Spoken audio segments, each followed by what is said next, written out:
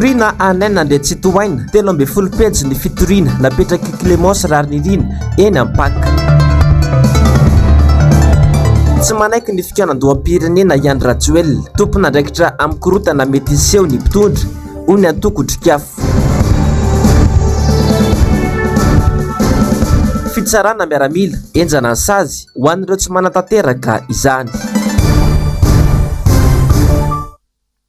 Tompoko lasy sy tompoko vavy ankafaliana sy ampitiavana hatrany ny tsidihako ny tokantranao amin'ity arivany talata fa 7 ny volana Jona 2024 ity. Tonga soindrainao ato anatin'ny fampalalam-baovao ny fahitalavitry ny MBS koa dia manasanao ampanajana sy ampitiavana tenako anaraka ny vaovao hatramin'ny farany. Araka ny narahantsika ato anatin'ny lohatenim-baovao teo dia tsy mbola vitatreo ny ady eo amin'ny tsirariny ataony ramatoa Clémence Rarinirina malona ny fitantanana tsy ara-drariny sy mamofopofona kolikoly ao anatin'ny commune Antananarivo renivohitra. Androany dia nitory ny ben'ny tanàna naina Andretsitoaina tena anivo ny paka na ny fitsarana manokana misahana ny ady amin'ny kolikoly i ramatoa Clémence Rarinirina. Fanadihadiana avy hatrany eo amin'ny sary Sindra ny toky Ramarola. 13 pejy be izao ny fitoriana napetraky ramatoa Clémence Rarinirina tena amin'ny fitsarana misahana ny ady amin'ny kolikoly androany.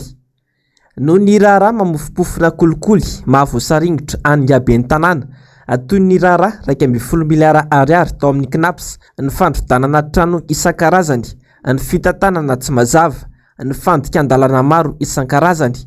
Satino ny fitoriana napetraky Clémence Rarinirina izany.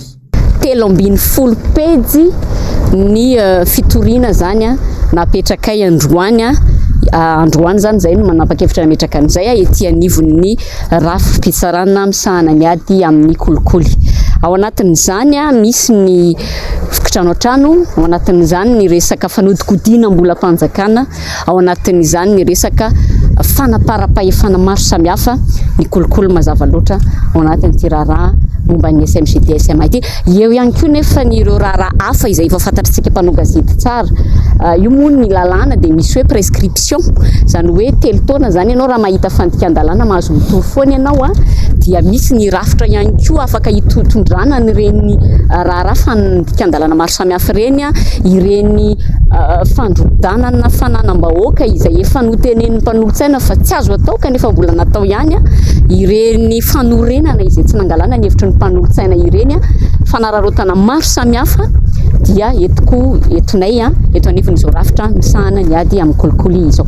Tsy ny ben'ny tanàna naina Andretsitoaina ireriany notoriana tamin'ity indray mitoraka ity fa maro amin'ireo mpanolontsaina ny tanàna no nitoriany Clémence Rarinirina ihany koa. Ny tenako Rarinirina Clémence irery no mitory fa nitoriana kosa dia eo ny ben'ny tanàna Antananarivo eo ireo rehetra miray tsikombakomba aminy ao anatin'izao. Misy mpanolontsaina ny tanàna ao, singianiko manokana Lalatiana Ravolony manana, singianiko manokana ireo mpanolontsaina IRK BDB, singianiko ao anatin'izany ireo tale maro samihafa, ireo rehetra voakasika ao anatin'ity raharaha fanorenana orinasan'ny commune sy fampiasana ny fahefana eo anivon'ny commune amin'ny ataontsika hoe fikatsahana tombotsoa manokana ho azy ireo ity. Zay zany no toriko ity anivon'ny rafim-pitsarana misahana ny ady amin'ny kolikoly androany. Tafapetraka androany tena anivon'ny fitsarana misahana ny ady amin'ny kolikoly moa ireo fitoriana 13 pejy ireo. Andrasana ny toy ny raharaha ary tsara ny mampatsiahy fa maro dia maro ireo raharaha mamofona kolikoly mahavoasaringitra any aben'ny tanàna, fa ny tena goavana indrindra amin'ireo dia ny momba ny findramam-bola be mioam-pampana 1.10 miliara ariary tsy nandalo fankatoavana tamin'ireo mpanolontsaina ny tanàna izay nataony naina Andretsitoaina. Eo ihany koa ny momba ny SMGD ilay lazaina fa orinasa munisipaly iantsoroka ny digitalisation eto andrenivohitra. Io digitalisation io anefa dia efa ny mpivarotra manerana Antananarivo mihitsy no mandaa izany fa tsy ireo mpanolontsaina ny tanàna fotsiny ihany. Iam'izay lafim-bavaon'ny politika izay hatrany tena nda ny fikaonandoam-pirenena takiany mpanohitra ny filoham-pirenena Andry Rajoelina. Araka izany dia tompon'andraikitra feno ny amin'ny korotana mety hitranga ho avy eto Madagasikara aorian'ny fifidianana ingahy Andry Rajoelina hoy ny antoko otrikafo tamin'ity androany ity. Fanadihadiana momba izay mbola eo amin'ny sary sindra tsara ny toky Ramarola. Tsy manaiky ny fikaonandoam-pirenena ny filoha am-perinasa Andry Rajoelina raha nambarany ny zoma 3 Jona lasa teo. Ny mpanohitra etsakilany mitaiky io fikaonandoam-pirenena mialohan'ny fifidianana ho avy eto Madagasikara io. Ny mpanohitra mantsy dia mahita fa tsy hangarahara velively mihitsy ny fifidianana ho avy eto Madagasikara ary efa hita izany amin'ireo endriky ny mpikarakara ny fifidianana ireo dia ny senisy ny HCC. Ny tsipaka mafy ifitakian'ny mpanohitra io anefa i Andry Rajoelina izay veriny antoko politika mpanohitra fa tompon'andraikitra voalohany ary tompon'andraikitra feno amin'ny zavatra mety hitranga eto Madagasikara aorian'ny fifidianana ny mpitondra ankehitriny. Ninona zavatra rehetra mety hitranga ateraka ilay fifidianana dia raisinay ho tompon'andraikitra feno amin'izay zany ny mpitondram-panjakana satria ny otrikafatra amin'izao dia resy lahatra hoe io fifidianana ohatra atsika amin'ny taona 2024 dia irika anankiray indray mety hisina korontana vaovao eto amin'ny firenena satria izay dia tsy mitsahatra ny mamerina hoe ny krizy rehetrarehetra teto amin'ity firenena ity dia mazana ilay krizy taorinana fifidianana ilay hoe krizy post-électorale foana ihany. Amin'izao nefa dia mananja indray zay satria ireo ilay totsika hoe mpikarakara ny fifidianana rehetrarehetra sahalan'ny hoe ny senisy ny HCC tafiditra ao anatin'ny mpitondram-panjakana tsy tokisana ao anatin'ilay fikarakarana ny fifidianana.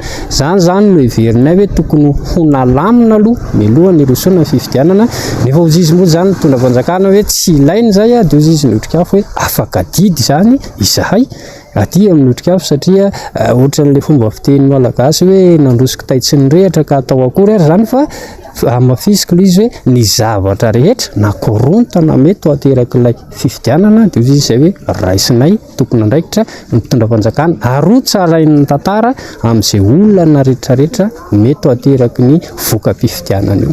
Hita baribary amin'izao fotoana izao ny fitiavan-tseza sy ny fitiavan-tena ny Andry Rajoelina.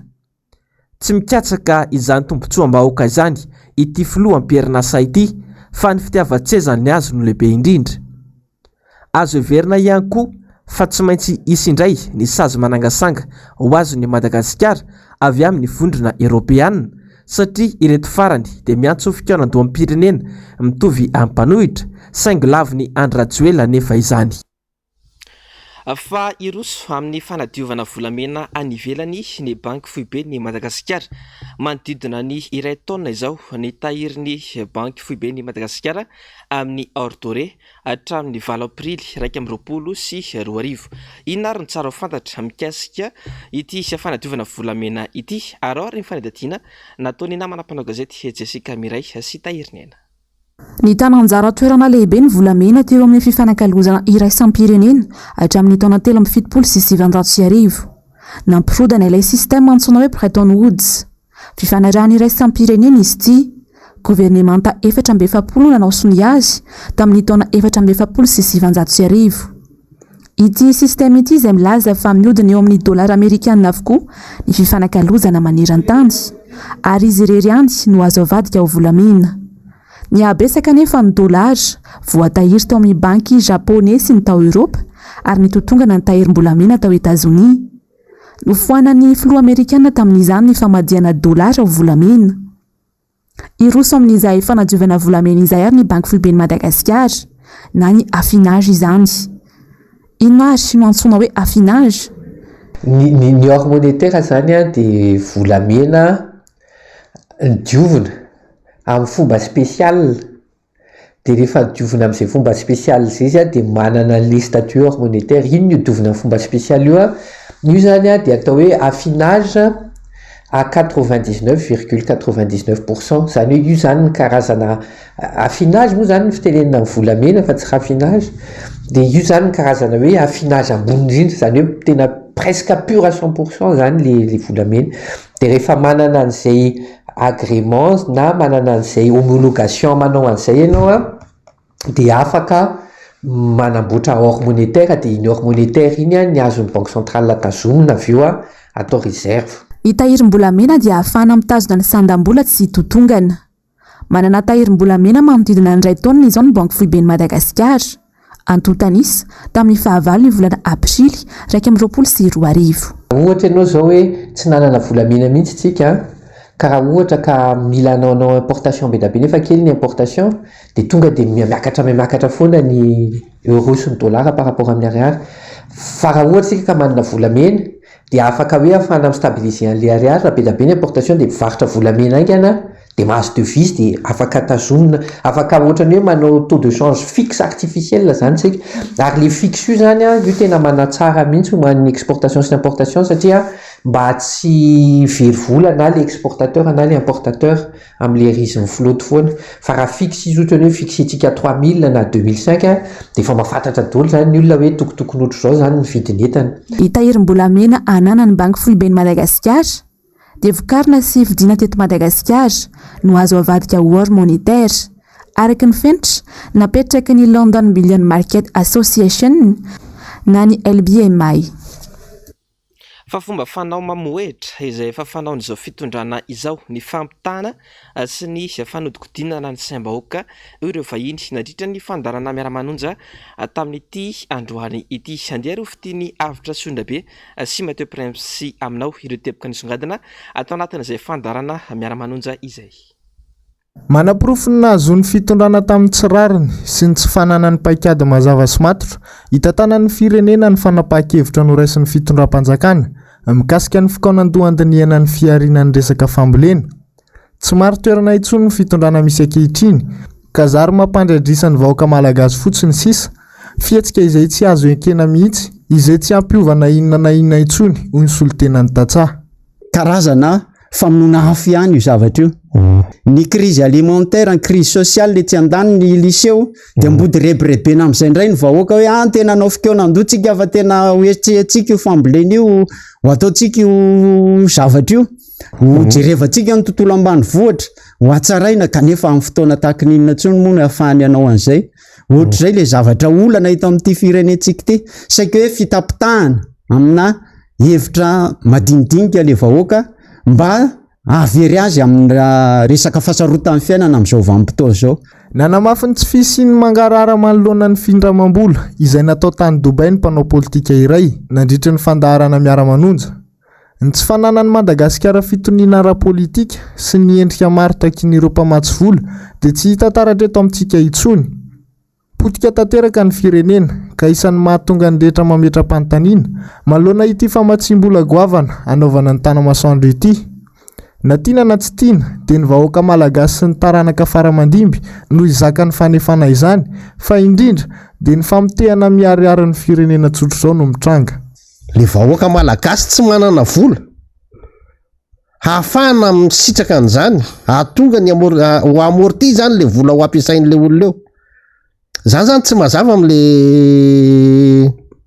am'le famatsim-bola io zany. Fa ny olana dia hoe ny vola samborinao dia tokony hazava ny fomba hamerenana azy ny fomba hahitana ny hamerenana anazy. Hoe ty vola ty samborintsika satria tsika misy an'izao ahafahantsika mamerina azy. Satria iongeny manahirany samborinao fotsiny le vola dia tsy fantatra hoe ahoana ny fandehany. Taranaka any aoriana no andoha azy. Marina zany taranaka any aoriana no andoha azy fa amin'ny fomba ahoana no andoavany azy. Manakarenina ny firenena, manana volamena, manana an'izao, manana an'izao, iene manana an'izany tsika fa fomba ahoana ny fomba hanefahantsika n'ilay zavatra olo io sa hoe ataontsika hoe baranahany fotsiny hoe tonga dia mahazo mitrandraka volamena izy na mahazo mitrandraka veria solaly izy mandritry ny 7 taona zany dia fotsiny hoe zavatra rehetrarehetra tena tsy menatra zany. Zay zany ny tena olana amiko hoe tsy manana ena maso zany le olona miteny amin'le zavatra atao hoe zavatra tena hita fa mono antoka be ny firenena, tena zavatra tsy afaka hieritreretina mihitsiny. Dia nefa ny tanterahana le izy. Fa somary nagagana maro ihany ny fepetra vaovao napetraka ny teo anivo ny fanjakana fa indrindra ny ministera ny fiarovam-pirenena mikasika indrindra ny fitsarana miaramila eto Madagasikara. Fantatra matsy fa dia sazy heritaona an-tranomaizina no azon'ireo tanora tsy manao izany fitsarana miaramila izany. Nanao ny fanadihana momba izay indrindra androany Injavandre Maefa sy Manora Andriamalala. sazy heritaona tranomaizina no azon'ireo olona tsy manatanteraka ny fitsarana miaramila manomboka izao ho ny Italiany fanompoam-pirenena sy ny fiandry eto amintsika. Fanapa-kevitra izay natao hanentanana ireo zatovolahy sy vavy malagasy hanatanteraka ny adidina eto amin'ny firenena. Ilaina tokoa ny fitsarana miaramila saingy tsy tokony atao antery tahaka izany hoy ireo olom-pirenena sendranay androany. Na aloha zany toka ohatrany tsy mety ilay satria ohatrany toka dia forcena be anao hitsara miaramila nefa anao tsy voatery anao miaramila rehefa eo. Dia lasa na tsy te anao miaramila anao tsy maintsy mandeha mitsara any nefa lasa fa amin'ny lafiny indray ilay izy ilaina ihany satria ny lalana tsy mahitsy be. Mety hoe misy mavoana tampoka any dia mety te anao miaramila ianao. Ilay sasy tokony tsisy aloha fa tena extrême be. Ohatrany tsy mety aloha zany satria ny olona manana ny safidiny ny olona.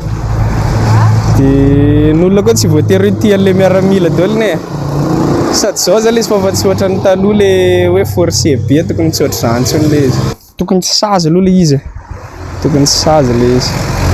Izay aloha ny anako tsy mety.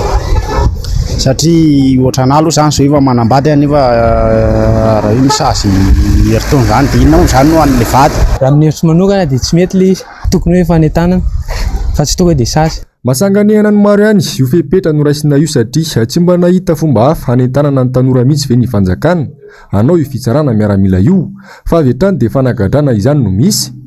Raha tena ho ampiarina tokoa mantsy io sazy io tsy ho maro ve ny doboka ponja eto amintsika dia sanatria ve izany no tanjona fa tsy ny fanentanana ve no tokony hamafisiny. Ny 2 Jolay hatramin'ny 1 Oktobra ho avy izao moa no hanatanterahina ny fanisana sy ny fitsarana miaramila eto Madagasikara ho amin'ny taona 2024 ity.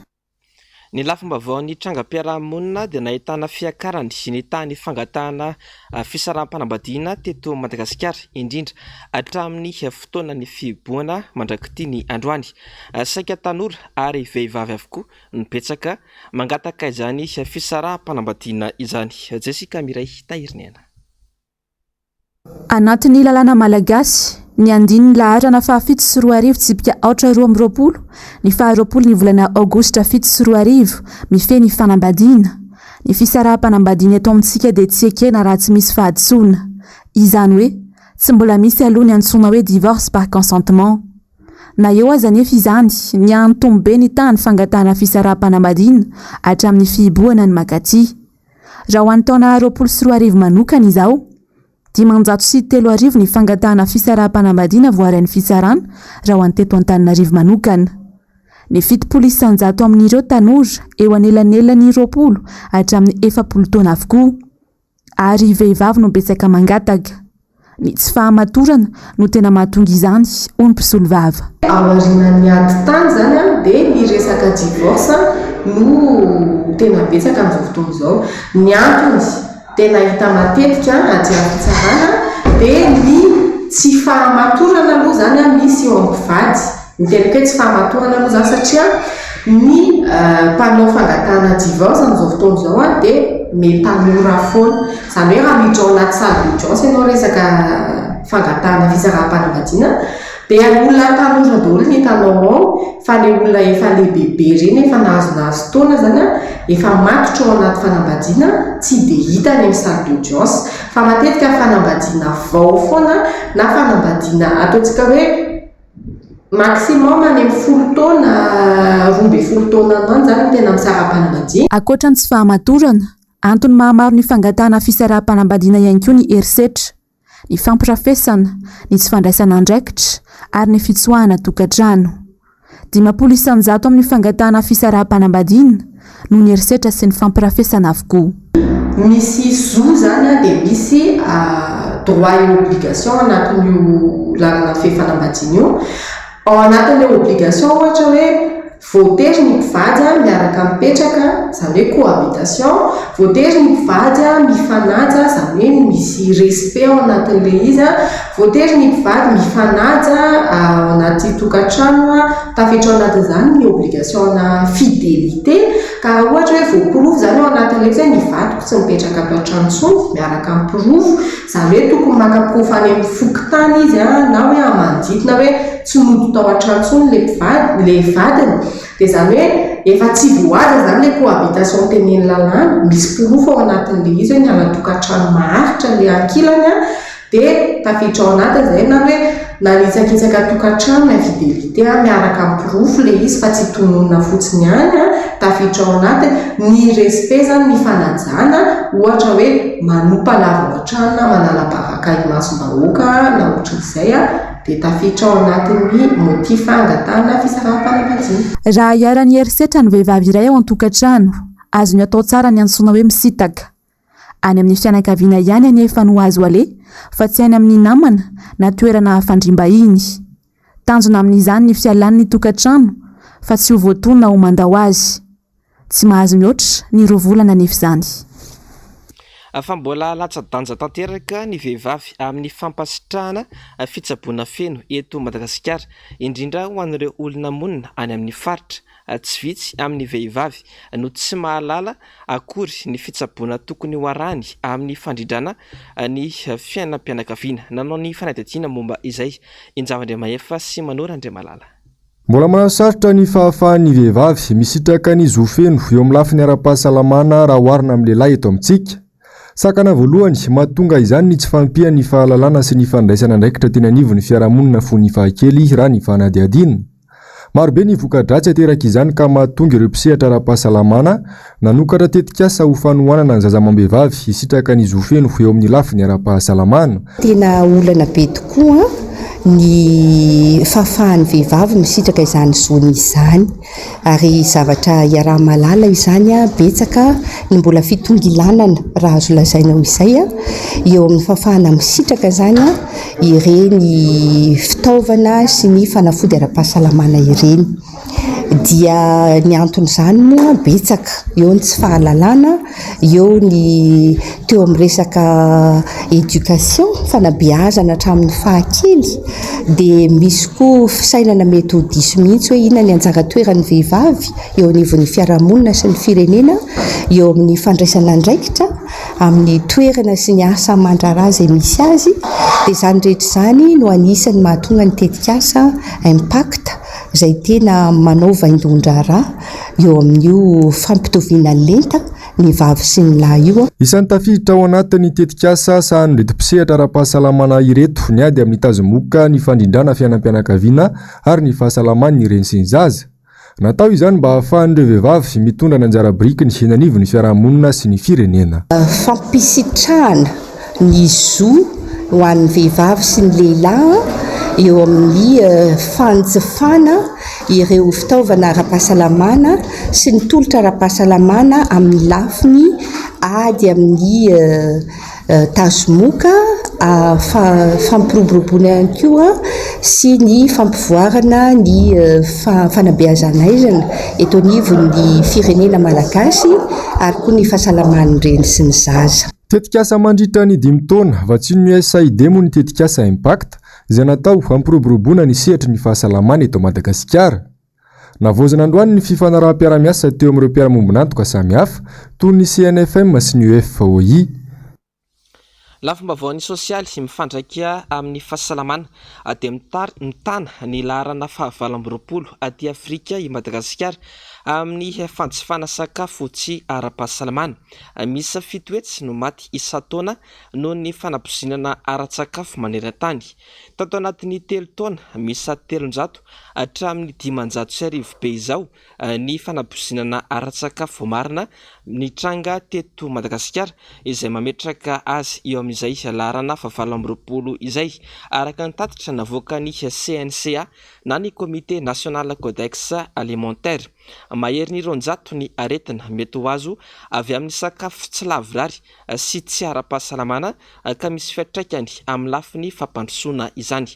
Fantatra fanankalazaina androany moa ny andro maneran-tany ho an'ny fiantohana ara-pahasalamana ny sakafo ka isanana marika izany isika teto Madagasikara. Loha hevitra ny fankalazana tamin'ity taona ity hoe sakafo azo antoka. Vaovao avy any Ambatondrazaka dia miantraika tanteraka any anaty vilany isa-tokantrano ny fahasaranana ankehitriny. Samy manao izay antrehana izany rehetra ka tsy vitsy ireo manararaotra miala voly rehefa fotoana afaka anatanterahana izany. Niry Andrinarivony MBS Ambatondrazaka. Ny fitsangatsanganana sisa no izany olona hanariana dia ireo vesatra ateraky ny fahasahiranana ankehitriny. Variana politika politisianina mpitondra fanjakana ka ny vahoaka no sary mizaka anjerany ainy. Kanao zany natokanay mandeha miala voly. Le rotorotom-piainana le fahasahiranana amin'ny fiainana andavanandro zany tena fa tsy zaka tsony. Na le fianakaviana ry hitanao fa mila miparitaka noho le fahantrana sy le fahasahiranana vokatry zao fiainana zao. Dia sisa vahaolana dia hoe aleo mitarika le fianakaviana zany mba mandeha miala voly, manome karazana fifaliana ho an'le zanaka manjafy isan-karazana. Satria hita aloha hoe mafy le fiainana ary tsara mbola nisy fiainana ohatran'izao. Enimpolo taona zao fa mbola tsisy fiainana ohatran'izao hatramin'izay. Mba miantso an'le mpitondra fanjakana mihitsy mba hijeren'le tontolo ambanivohitra fa tsy variana any amin'ny tontolo any an-drenivohitra satria hitanareo ny zavatra hitanay tantsaha zany zao tsy rarahina mihitsy le tantsaha amin'ny fiainana indrindra izay mpamboly. Lasa mbanika amin'ny daholo zany mba tokony mba mijirena zany tokony amin'izao fotoana io satria mba tena fasirana le firenena. Rehefa makata zany mba jiren'le mpitondra sy izay taloha malagasy satria tena latsaka anatin'ny sahirana loatra zao io. Ny vahoaka tsy mitoka aty amin'ny vahoaka ny zavatra atao amin'ny filoham-pirenena fa resaka hoe redredy fotsiny manentana an'ireo mpitondra fanjakana zany zay mba ho jery amin'ny vahoaka sy anara-maso an'ireo majinika satria ireo ihany natonga azy teo amin'ny toerana. Miandrandra fanavotana ny vahoaka malagasy taoriny ny fety ny filatsahany ny falahy masina iny ka ny filoha Marc Ravalomanana no andrandrain'izy ireo ho vahaolana amin'izany. Ny lafim-baovany fanatanjahantena dia ho tanterahana ny alakamisy 9 Jona ho avy izao etsy amin'ny kianjan'ny bypass ny lalao mandroso ifandrianan'ny baren'ny Madagasikara sokady zandriny sy ny ekipa pirenena Maorisiana ao anatin'ny taranja baolina kitra izany. Lalao ara-piralahiana tafiditra anatin'ny fanomanana ny fifanitsanana kanina izay anomboka ny volana septambra ho avy izao sy ny lalao olimpika atao any Frantsa. Ny faraka amby folo ny volana Jona ho avy izao kosa no anatanterahana ny lalao miverina izay atao etsy amin'ny kianjan'ny baren'ny Mahamasina raha ny fampahafantarana nataon'ny Union des footballeurs internationaux et cadres sportifs malgaches na ny UFICASM izany. Ny voalohany volana Jona teo no efa niatrika fanazarantena izy ireo. Ny vaovao maresaka iraisam-pirenena no antsika manakatona ny fotoanan'ny fampirahalam-bavao amin'ity ariva ity. Misoko mangina mantsy ilay aretina antsoina hoe variole du singe amina firenena maro indrindra ao Europa amin'izao fotoana izao. Manodidina ny valonjato ireo tranga voamarina raha ny atotanisa navoaka ny sampandra maneran-tany momba ny fahasalamana na le fantatsika amin'ny anarana hoe OMS. Ando miaratina Mateo Pressy. Manodidina ny valonjato ny trangana variole du singe voamarina avy amin'ireo laboratoire tamina firenena 7 raha ny tatitra nataon'ny OMS na ny sampandra maneran-tany momba ny fahasalamana. Maneho fa tsy mbola tena mampanay zany amin'ny firenena maneran-tany. Azo eritreretina ny sy ny trangany amin'ny firenena tsirairay avy ary sy ny fiparitany valana retina. Vitsy ireo miditra hopitaly raha ny fanazavana trany. Tao Grande-Bretagne no nahitana ny tranga betsaka indrindra izay efa nahatratra 700. Aoriany ahitana ny Espagne izay misy tranga mahery ny 50, Portugal 30, Canada 50 ary Allemagne 70. Tranga singatsinga kosa no hita tany amin'ireo firenena ivelan'ny Europa sy Amerika Avaratra toa ny Argentine, Australie ary Maroc. Raha ny tatitra nataon'ny OMS tsy mbola nisy namonia tany amin'ireo firenena ireo. Raha efa nahitana izany tranga izany kosa tao Cameroun, Congo, Liberia, Nigeria sy ny maro hafa izay nahitana ny aretina tamin'ny biby. Tafakatra 12 ireo namonia tao anatiny 5 volana voalohany tamin'ny taona 2022 ity. Ratsaivina, arety mifindra amin'ny olombelona amin'ny alalan'ny biby ny variole du singe. Indrindra fa ireo karazam-biby pikika toy ny voalavo sy ny écureuil ary taty Afrika noho ny andohany. Ny taona 770 kosa no nahitana ny otrikaretina voalohany tamin'ny olombelona tao amin'ny Repoblika Demokratika ny Congo ary vetivety teny hiditra ivelan'ny Afrika izany. Lehilahy iray avy niala sasatra tany Nigeria ny azaony Angleterre no nahitana ny valana aretina variole du singe voalohany ny 7 Mey lasa teo ary nisy ireo tranga nipoitra tany Belzika, Italia, Portugal, Espagne, Suède, Autriche, Canada ary États-Unis.